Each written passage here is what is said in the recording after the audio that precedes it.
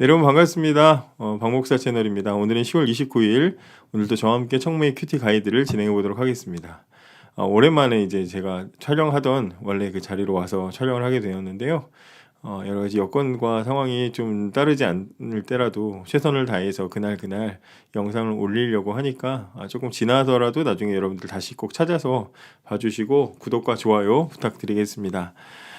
건강 조심하시고요. 원주는 지금 코로나 때문에 다시 또 이렇게 확진자가 늘어나고 있어서 굉장히 조심스러운데, 우리 친구들한테도 연락이 와서 이번 주 예배 어떻게 해야 되냐, 막 걱정된다, 이런 얘기들도 막 하더라고요.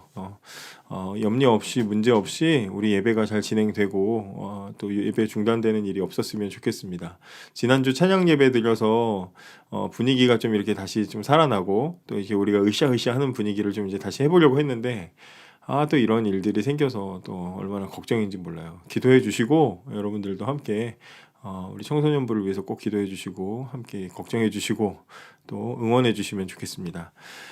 오늘은 시편 37편 그 23절부터 40절까지 후반부입니다. 함께 같이 보도록 하겠습니다. 시편 37편은 네 단락으로 나누었었는데요. 지난 시간에 이제 어제 두 개의 단락을 살펴봤고요. 첫 번째 단락은 악인들의 성공과 형통을 시기하고 부러워하지 말라. 지금은 그들이 잘 나가는 것처럼 보이지만 하나님께서 정하신 때가 되면 풀이 마르듯이 다 말라버리게 될 것이다. 이런 말씀이었고요. 두 번째 단락은 악인들과 하나님이 보호하시는 의인들이 어떻게 될 것인지, 그들의 최후가 어떻게 될 것인지에 관한 말씀이었는데, 의인들은 하나님의 보호를 받아서 모든 것이 잘 되고 평화롭겠지만 악인들은 결국 망할 것이다. 뭐 이런 이야기입니다.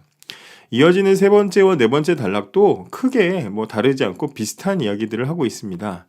세 번째 단락은 23절부터 31절까지로 나눴습니다. 세 번째 단락의 내용은 의인들은 완전히 넘어지지 않으며 땅을 차지할 것이다 라는 내용입니다. 이 단락에서는 신자가 하나님 뜻대로 살아가는 것을 길을 걷는 것에 비유하고 있습니다. 그래서 23절에 보면 여호와께서 어떤 사람의 가는 길을 기뻐하신다면 그 사람의 발걸음을 굳게 붙잡아 주실 것입니다. 이렇게 얘기합니다. 그리고 결코 넘어지지 않을 것입니다. 31절에 하나님의 교훈을 그 마음속에 두고 살기 때문에 결코 넘어지지 않습니다. 그러니까 신자가 하나님 뜻대로 사는 것은 길을 걷는 것이고 하나님 뜻대로 살기 때문에 결코 넘어지지 않는 것이다. 이렇게 마무리를 짓는 내용으로 되어 있습니다. 물론 하나님 뜻대로 가다가도 문제를 만날 수 있습니다. 험한 길을 가다가 중심을 잃고 비틀거릴 수도 있습니다. 심지어 잠깐 넘어질 수도 있어요. 실수할 수 있고 실패할 수도 있습니다. 아브라함은요, 무려 2번이나 자기 아내를 동생이라고 속여서 자기 살려고 그렇게 속였다가 하나님 덕분에 겨우 위기를 모면했습니다. 한 번은 괜찮은데 똑같은 실수를 2번 하거든요. 다윗은요, 하나님 없이 자기 능력 보겠다고 인구조사를 했죠. 또 충성스러운 부하를 죽이고 아내를 빼앗는 아주 파렴치한 일을 저지르기도 했습니다.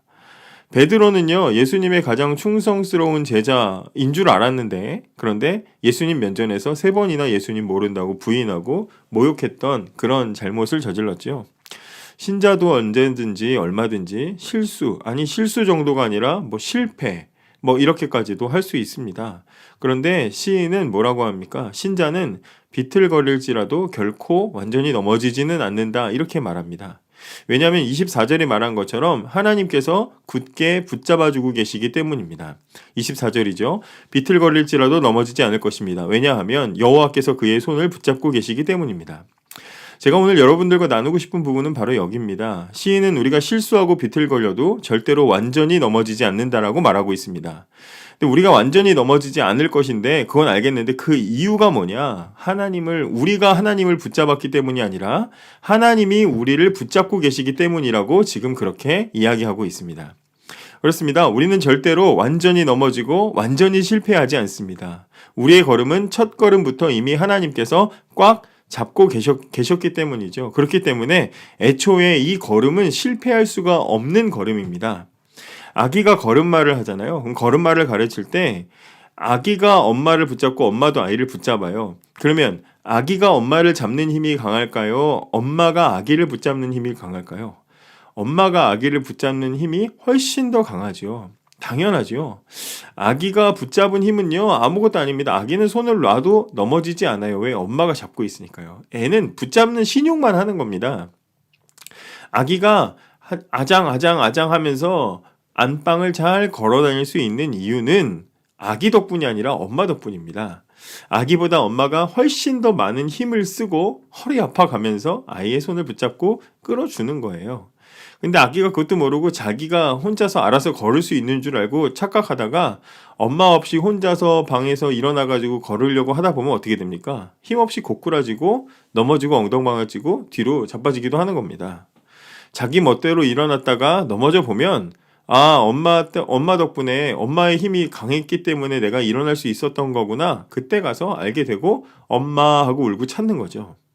여러분 신자로 걷는 것이 힘들다고 울고 불고 하면서 하나님은 내 맘도 몰라. 내가 얼마나 힘든데 예수 믿고 사는 게 얼마나 힘든데 신자가 얼마나 힘든데 징징징징하지 않습니까? 하지만 지금까지 지내온 것 누구 덕분입니까? 정말 내 힘으로 여러분 힘으로 능력으로 여기까지 온 것입니까? 그렇게 생각하고 하나님 없이도 난 일어날 수 있어. 멋대로 일어나면 어떻게 됩니까? 이마 깨지는 겁니다. 우리에게는 매일 매순간 하나님이 필요합니다. 하나님의 강한 손으로 내 양손을 붙잡아 주셔야 내게 끝까지 주어진 길을 갈 수가 있는 것이죠. 하나님은 이제 나도 다 컸으니까 어른 대접해달라면서 문을 쾅 닫아버리는 중2병 걸린 자녀보다 나는 아무것도 못합니다. 처음부터 끝까지 나를 붙잡아 주세요 하고 두 손을 벌리는 갓난아기 같은 자녀를 더 기뻐하십니다. 네 번째 마지막 단락은요. 32절부터 40절입니다. 여기 네 번째 단락의 주제는 의인과 악인의 최후에 대한 소개입니다. 비슷하죠? 여기 보면 하나님 편에선 의인과 하나님 없는 편에 하나님이 없는 것처럼 사는 악인은 처음에는 차이가 악인이 훨씬 더 강해 보이는데 시간이 갈수록 끝으로 갈수록 더 이제 사이가 벌어지게 된다는 이야기를 하고 있습니다. 32절에 의로운 사람을 죽이려고 숨어서 노려보는 사람들이 악인들이다 이렇게 얘기합니다. 악인은 의로운 사람을 죽이려고 합니다. 악인들은 35절에 말하는 것처럼 끝으로 갈수록 악랄함과 무자비함을 감추지 않습니다. 이 악한 자들의 목적이 뭐냐면 하나님의 사람들을 죽이는 것입니다. 그들은 법으로 무기를 삼아서 의인들을 합법적으로 심판하고 처형하려고 하거나 아니면 불법적인 방법으로 숨어서 죽이려고 합니다. 불법과 합법을 오가면서 어쨌든 악인들은 의인들을 죽이고 싶어하는 게 악인들입니다. 악인들은 합법과 불법을 총동원해서 의인들에게 무차별적인 공격을 하겠지만 그러나 하나님께서 의인들을 악한 자의 손에 두지 않으시고 혹시 의인들이 법정에 서더라도 벌을 받지 않게 하실 것입니다. 오히려 악인들이 죽어서 사라지게 될 것이라고 성경은 말하고 있습니다. 의인들에게는 평화로운 미래가 열려있지만 악인들의 앞날은 닫혀있고 그들은 망하게 될 것이라고 시인은 노래하고 있습니다. 39절입니다. 의로운 자들의 구원은 여호와께 있습니다. 어려울 때 여호와는 그들이 피할 요새가 되어주십니다. 여호와께서 그들을 도우시며 구원해 주십니다. 악한 자로부터 구해내시고 보호해 주십니다. 왜냐하면 그들이 여호와를 의지하고 여호와께 피하기 때문입니다. 구원은 여호와께 있습니다.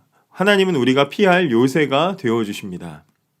하나님은 자신의 백성을 성실하게 돌보시며 언제나 신속하게 도와주실 준비를 갖추고 계신다라고 성경이 말해주고 있습니다. 세상은 늘 의인과 악인이 대립하죠. 그 속에서 어려움을 겪을 수도 있고 때로 실패한 것처럼 보일 수도 있습니다. 하지만 너무 두려워하지 마십시오. 누가 이깁니까? 하나님께 피한 사람이 이깁니다. 이 싸움은 하나님께 도와달라고 도움을 요청한 사람이 이기는 싸움입니다. 시인은 이 사실을 분명하게 경험했기 때문에 좀 전에 읽었던 39절과 40절 이것을 미래형으로 말하지 않고 하나님 여호와께서 도우시며 구원해 주신다라고 현재형으로 이야기하고 있습니다. 우리가 사는 지금은 마지막 때라고 말합니다. 악인들의 무자비함과 포악함이 점점 더 노골적으로 정체를 드러내는 그런 시대를 우리는 살아가고 있습니다. 악인들은 우리를 숨어서 노려보며 또 합법적인 것들로 짓밟으려고 굉장히 우리를 괴롭히고 어렵게 만들고 있습니다. 그렇죠. 여전히 세상 곳곳에는 예수를 믿는 것 때문에 신자로 살아가는 것 때문에 핍박과 고난을 받는 성도들이 있습니다. 그렇죠. 지금의 선교 현장이라든지 멀지 않은 전 북한에서도 얼마나 많은 가정교회, 지하교회 성도들이 하나님의 빛을 소망하고 있는지 모릅니다. 그렇다고 우리는 안전합니까? 그렇지 않지요. 문명이 발달한 이런 대한민국 같은 사회에서도 우리도 여전히 불안함 속에 살아가고 있습니다. 우리에겐 물리적인 핍박은 없지요. 교회 간다고 때려 죽이진 않아요. 하지만 이미 합법적인 방법으로 교회를 핍박하고 신자를 핍박하고 탄압하는 시도는 계속해서 우리에게 다가오고 있습니다. 청교도들을 중심으로 세워졌던 저 미국을 보십시오. 지금은 메리 크리스마스라는 말을 불편해하는 소수 종교인들 때문에 구주 탄생을 축하하지도 못하는 나라가 되어버렸습니다. 포괄적 차별금지법이라는 도구는 벌써 오래전부터 한국 교회를 위협하는 시한폭탄이었습니다. 동성애, 젠더 이슈, 페미니즘은 우리 생활 곳곳을 좀먹듯이 파고들어서 이제는 너무나도 자연스럽게 이야기해야 되는, 꼭 걸고 넘어져야 되는 주제가 되어버렸죠. 각자 출발점이 달라 보이는 이 모든 것들이 결국에는 어디를 향해서 달려오고 있습니까? 성경을 공격하고 교회를 공격하고 신자를 공격하는 자리까지 다가오고 있습니다. 이미 많은 신학교에서 동성애 문제를 거론조차 하지 못하게 되었고요. 성경이 규정하고 있는 죄를 죄라고 말하지 못하는 시대를 향해서 우리는 이미 가고 있습니다. 악인들은 쉬지 않고 성경과 교회와 신자들을 공격하고 있습니다. 쉴 새 없이 두들겨 패고 압박하고 있습니다. 우리 청소년들, 어린이들은 아주 자연스럽게 아름다운 동화나 무슨 합리적인 거, 정의로운 이런 것들로 포장된 논리들, 이야기들로 이런 사상의 지배를 받고 있습니다. 이미 한참을 진행되었습니다. 사랑하는 여러분, 우리는 절대 안전하지 않습니다. 이미 우리 교회와 다음 세대들 아이들은 안전하지 못합니다. 어쩌면 지금보다 훨씬 더 큰 싸움을 벌일 각오를 해야 될 때가 온지도 모르겠습니다. 큰 상처를 입게 될 것이고 교회나 신자들이 거센 핍박과 고난을 당하게 될 수도 있습니다. 그러나 두려워하지 마십시오. 38절에 그러나 악한 자들은 망할 것입니다. 악한 자들의 미래는 닫혀질 것입니다. 39절 의로운 자들의 구원은 여호와께 있습니다. 어려울 때 여호와는 그들이 피할 요새가 되어주십니다. 그렇기 때문에 우리는 두려워할 필요가 없습니다. 오늘은 기도하실 때 우리 자녀들이 악한 사상에 오염되지 않고 오직 하나님의 말씀을 따라 살게 해달라고 기도하시기 바랍니다. 우리의 피할 요새가 되어주시는 하나님이 계셔서 오늘도 참 좋은 하루입니다. 감사합니다.